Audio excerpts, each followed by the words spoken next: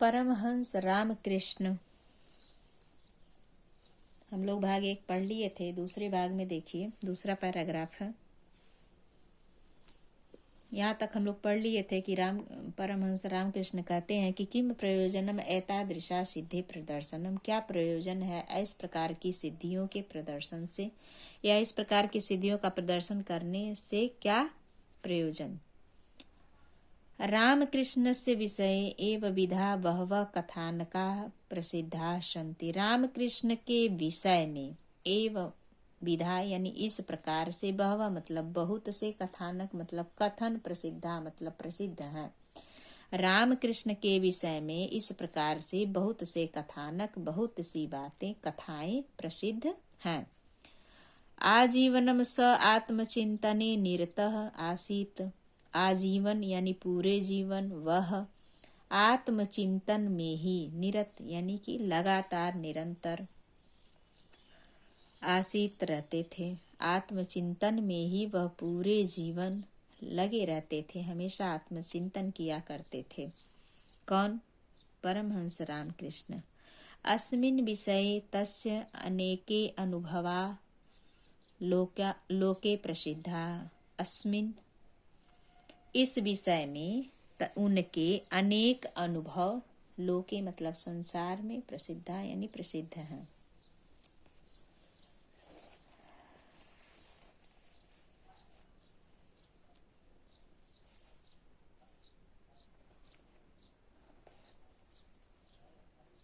तस्य एव वचनेषु तस्य आत्मनानुभवा आध्यात्मानुभवा वर्णिताः।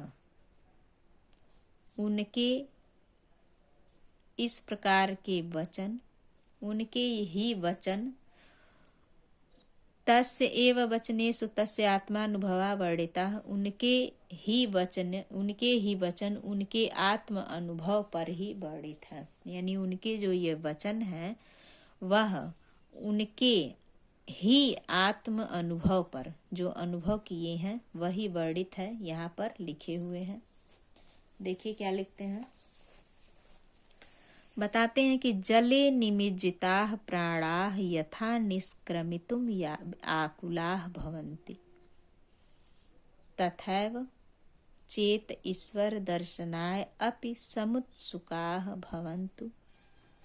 कहते हैं जले निमज्जिताः प्राणाः, जल में निमज्जिताः यानी कि डूबे हुए व्यक्तियों के, जल में डूबे हुए व्यक्ति के प्राण, जल में डूबे हुए व्यक्ति के प्राण जिस प्रकार से, यथा यानी जिस प्रकार से, निष्क्रमतुम निकलने के लिए, आकुलाह व्याकुल होते हैं। जल में डूबे हुए व्यक्ति के प्राण बाहर निकलने के लिए जिस प्रकार से आकुल यानी व्याकुल होते हैं, तथा यानी उसी प्रकार से, चेत मतलब याद, चेतना, ईश्वर दर्शनाय ईश्वर दर्शन के लिए, अपि समेत सुक्ता ईश्वर दर्शन के लिए जो उत्सुक होते हैं, भवंत यानी होते हैं, जना मनुष्य, तदा तस्य दर्शनम भवितुम अर्हति, तब उन्हें दर्शन होता है, हो ही सकता है। भवितुम अर्हितुम यानी हो सकता है।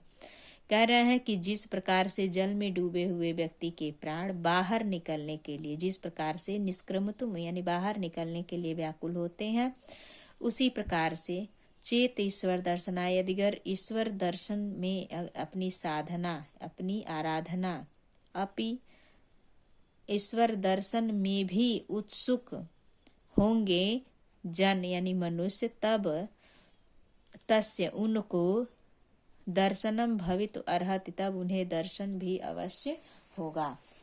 जिस प्रकार से व्यक्ति जल में डूब जाता है और बाहर निकलने के लिए उसके प्राण आकुल होते हैं, उसी प्रकार से यदि ईश्वर के दर्शन को जो व्यक्ति, जो जन उत्सुक होगा, उसे तब ईश्वर का दर्शन भी अवश्य ही हो जाएगा। ऐसा कौन कहता है? परमहंस रामकृष्ण कहते हैं, और यह आत्म अनुभव पर ही अपने कह रहे हैं। दूसरा देखिए, कहते हैं, दूसरी बात बताए हैं कि किमपि साधनम साधयितुं मृत कृते दिनत्रयाधिकः कालम नैवे अपेक्षत।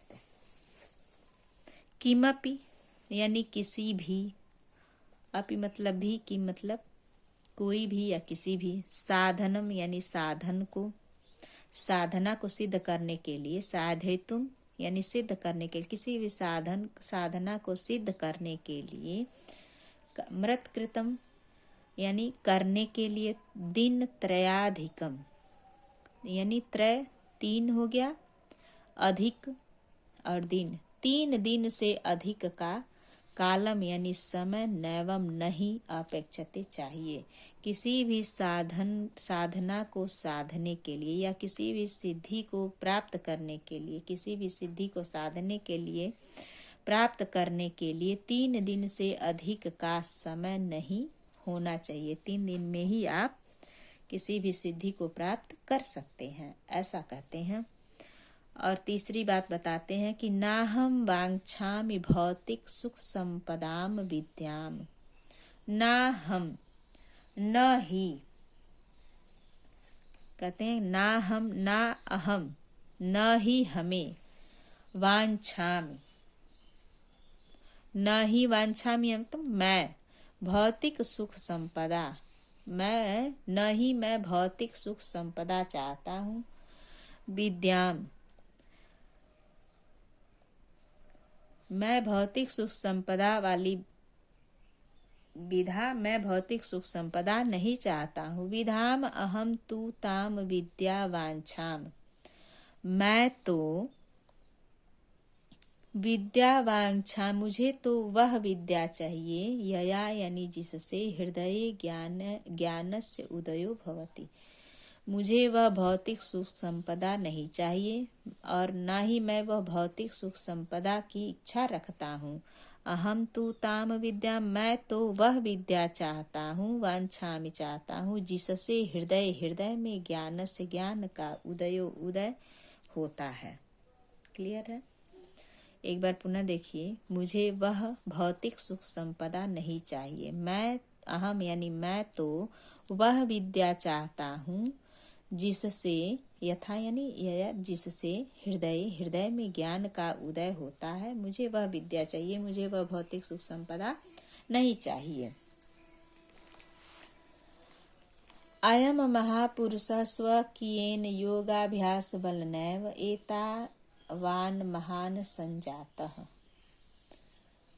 इस प्रकार से महापुरुष अपने स्वकीय अपने योग अभ्यास के बल पर ही एतावान यानी इतने महान हुए। संजाता यानी कि हुए, कह रहे हैं कि ये हो गए, यानी ये महापुरुष अपने किए हुए योग अभ्यास के बल पर ही इतने महान हुए। स ईदृश विवेक शुद्ध चित्तस्य आसीत, वह ऐसे ही विवेकवान शुद्ध हृदय वाले चित्त यानी हृदय वाले शुद्ध चित्त यानी शुद्ध हृदय वाले थे।